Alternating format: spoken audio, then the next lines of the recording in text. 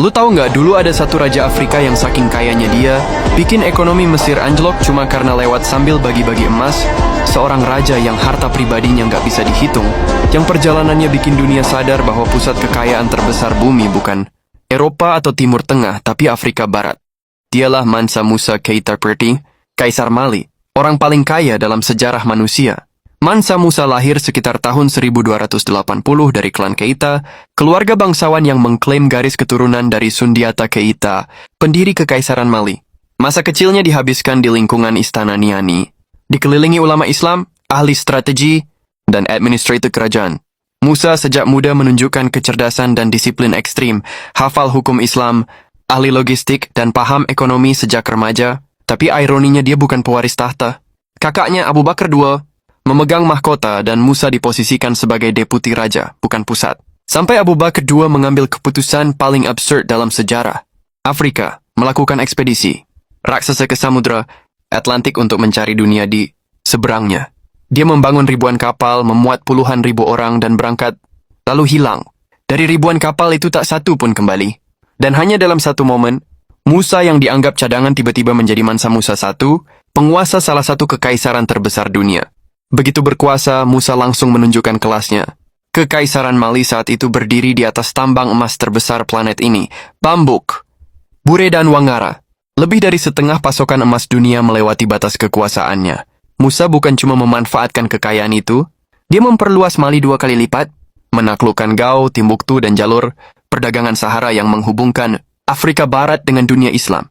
Dia membangun birokrasi yang efisien. Pajak garam, logistik unta, rute karavan, semua dipetakan ulang. Dan kemudian terjadi salah satu peristiwa paling spektakuler dalam sejarah manusia saat pergi Haji Mansa Musa tahun 1324. Musa tidak pergi sendirian. Dia bergerak bersama 60.000 orang, pengawal, budak, juru masak, ulama, diplomat, dan pekerja. 120 unta membawa emas murni, masing-masing sekitar 130 kg. Musa memakai pakaian sutra, payung emas, dan di setiap kota yang dilewati, dia membagikan emas seenaknya. Hadiah ke fakir, sumbangan ke masjid, transaksi tanpa tawar-menawar. Akibatnya, nilai emas di Mesir jatuh drastis. Harga barang naik, ekonomi terguncang selama lebih dari 1 dekade. Ini satu-satunya contoh dalam sejarah ketika seorang individu menyebabkan inflasi nasional hanya dengan berpergian. Saat kembali dari Mekah, Musa membawa arsitek, sarjana, penyair, dan ilmuwan. Salah satu yang paling terkenal adalah Abu Ishaq al-Sahili, yang membantu membangun masjid-masjid besar. Amalia seperti Jingwere Bermosque di Timbuktu. Musa mengubah Timbuktu menjadi pusat ilmu global. Madrasah, perpustakaan, universitas, Sankore, dan sekolah tinggi muncul. Kota ini menarik ilmuwan dari Mesir, Persia, dan Andalusia. Mali berubah menjadi kerajaan yang bukan hanya kaya, tapi cerdas. Di masa pemerintahannya, Mali mencapai puncak kekuasaan. Ekonomi stabil, ilmu berkembang, perdagangan makmur, dan wilayah meluas. Musa dianggap raja yang adil dan religius, tapi juga strategis dan keras ketika dibutuhkan. Tahun-tahun terakhir hidupnya dihabiskan memperkuat sistem pendidikan dan memastikan Mali siap menghadapi masa depan. Tapi setelah lebih dari 2 dekade memimpin, kesehatan Musa melemah. Ia wafat sekitar tahun 1337, meninggalkan kekayaan dan pusat ilmu yang berdiri jauh melampaui hidupnya. Setelah Musa meninggal, Mali perlahan merosot karena perebutan internal dan munculnya kekuatan baru seperti Songhai.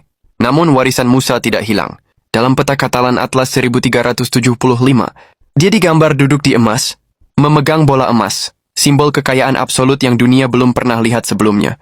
Dan sampai hari ini, setelah dihitung ulang berdasarkan nilai pasar modern, tidak ada satupun miliarder, Rockefeller, Elon Musk, Jeff Bezos, Mansa Musa tetap berada paling atas.